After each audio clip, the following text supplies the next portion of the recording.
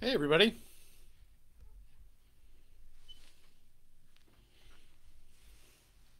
Good morning.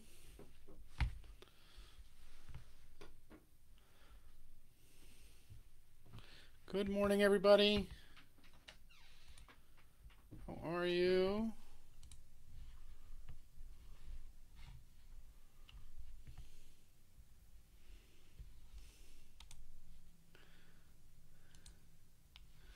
Hey, everybody. Morning, Bob Guinan. Good morning from the cherry capital of the world. Very nice. Good morning, good morning.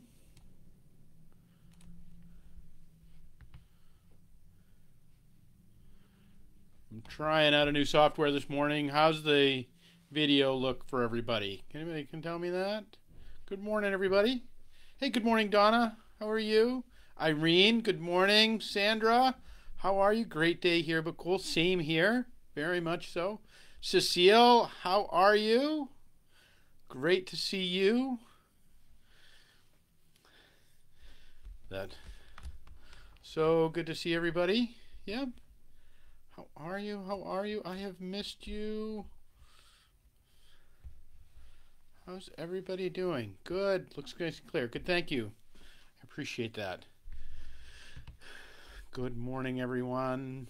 How are you? So great to see everybody here. Looks good. Very good. Good, good, good. That's great. Excellent, excellent.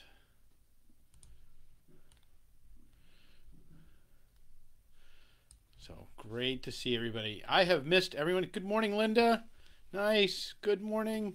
So nice to see everybody. I hope you're well. I hope that you have kept well over this weekend, and that all of the world, all of the craziness of the world that has been evolving, that you are still able to find peace and love and joy in the midst of it.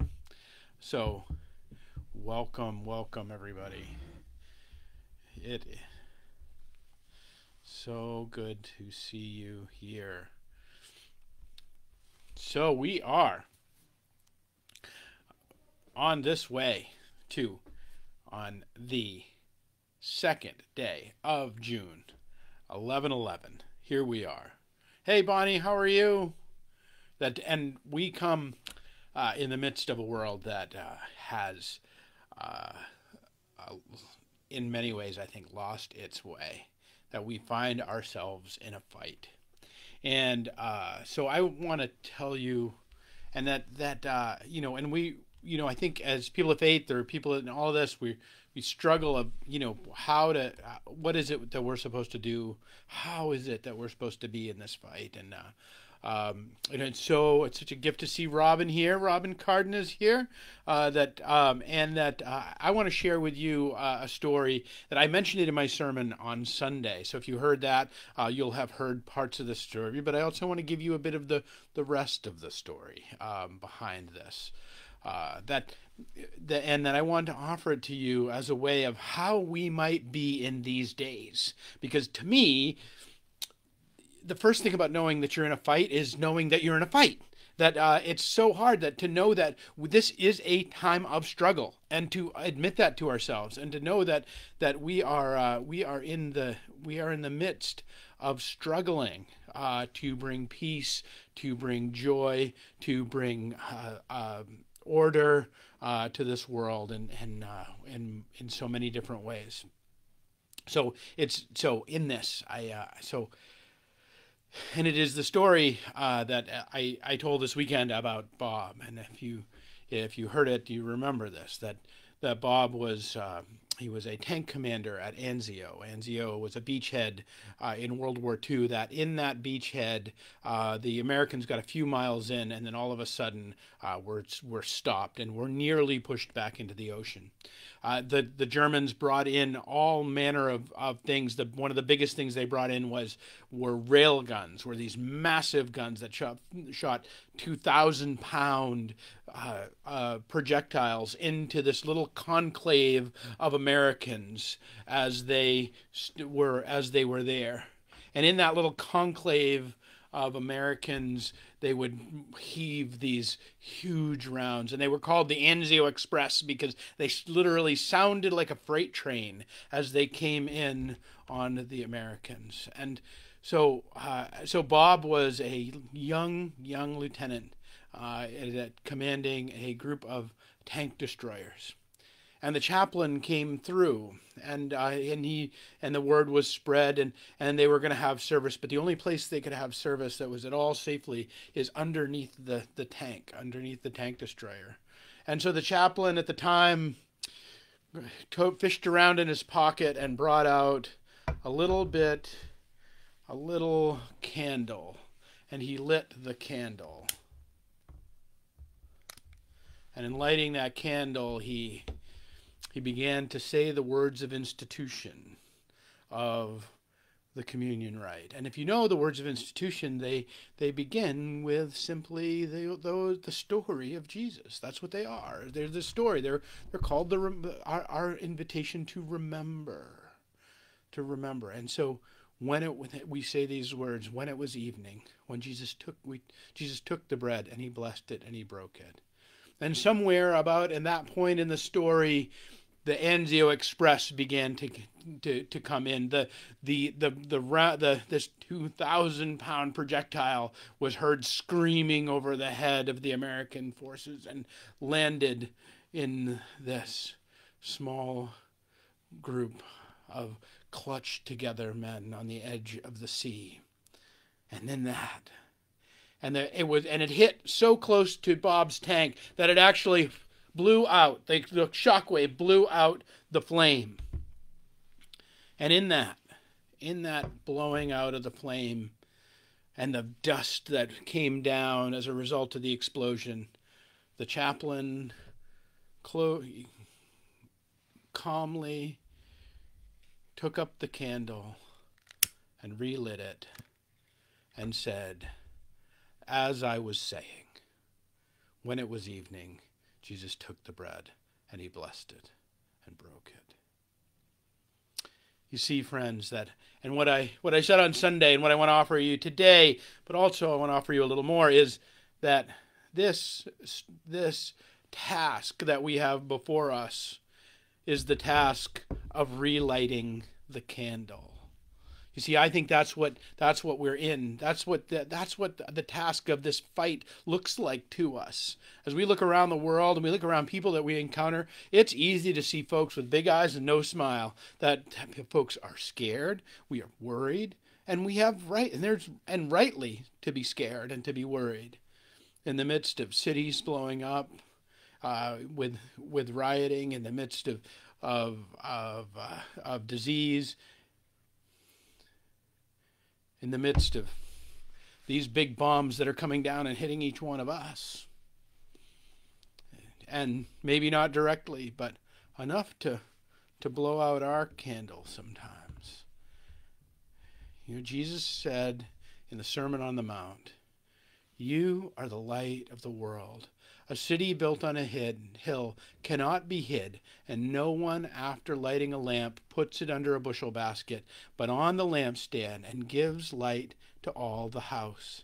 In the same way, let your light shine before others, so that they may see your good works and give glory to your Father in heaven." Now, see, the thing about Bob is that I met him when he was well into his 80s. And he died not so long ago, having exceeded the age of 90, and a dear soul. He spent his life, after coming off of the beaches of Anzio, after having fought through World War II, in the act of building and loving the world through the work of his life and his hands. He fell in love and lived and loved long and hard with his wife through the course of their journey. He lived life in this beautifully, wonderfully way. You see, it wasn't just, but he carried that story of relighting the lamp with him that had happened to him 70 some odd years ago. And he offered it to me, and I now offer it to you. When I was in Iraq, it's been 9 years. I was just contemplating some of that. The end of May was a particularly sporty time for us there, and there were a lot of things that were going on, and we ended up in that time. One of the things that Robin, he's 98 years old. We will say prayers for Bob these days. That One of the things that Robin's church did for me is that they offered these little prayers of encouragement that were on little yellow sheets of paper like this. And in that May time, in that beginning of June time of while I was there, the grief and the sorrow had begun to weigh on me. And so I had received their letters, and I had thrown it in my desk, and I pulled out those letters, those little encouragements. They were just little one-line encouragements of the prayers of Sutton's Bay Congregational Church out in the cherry capital of the world. And those prayers, as I read, and as tears streamed down my face, and my heart was broken for the brokenness of the world that I was witnessing in those days 9 years ago, that I would, and that on that night and on that time, those prayers, after I had read through them, I folded them up and put them back in my desk, and I was be able to continue on to seek to minister to the world. You see, Sutton Bay's Congregational Church relit my candle that night in their prayers. You see, and then I would come out and share some time with them and share that story with them. And then, too, Bob would tell me this story of how a chaplain relit his light in the midst of darkness, and how he would go on to relight lights again and again and again. And now at 98 years old, he still takes up the communion prayer. And I know when he does that, and I know the relationship that Robin has with it, that in a little way, he relights her light then too. Friends, we are the light of the world. We're it. We are the thing that are called to burn brightly. We're the ones that are called to bring sunshine to this world in the midst of darkness. We are the one who's called to bring heat, warmth in a cold world, light in a blind and dark world. And if there's ever a time and ever a place and ever a way that we're needed, and that if we might aspire to be like saints, then if I could one day be like Bob, I'd be okay with that. And if we could one day relight each other's candles as we move through these dark days, it is the act not of having the light, but it is the act of relighting that I believe is the church's job in these days. And so, my hope for all of you is that you have your candle lit, and that you, in the midst of the bombs that are being thrown at us and around us and to us and toward us, that you can be in the act of relighting others' candles too. That it is that the flame that we carry will not be hidden under a bushel basket, will not hide in some hole someplace, but we will reach out beyond our walls, and we will reach out to those whom we encounter simply in the rounds of our lives, and that we will relight again the extinguished flames of those whom we journey with. All right, folks, that's 11:11 for today. I want to thank you, each one of you, for being here. I'm so glad Robin was to be able to make it here, because her ministry and the ministry of her church, and even her ministry to Bob in these days at 98, and his life and love in these days, that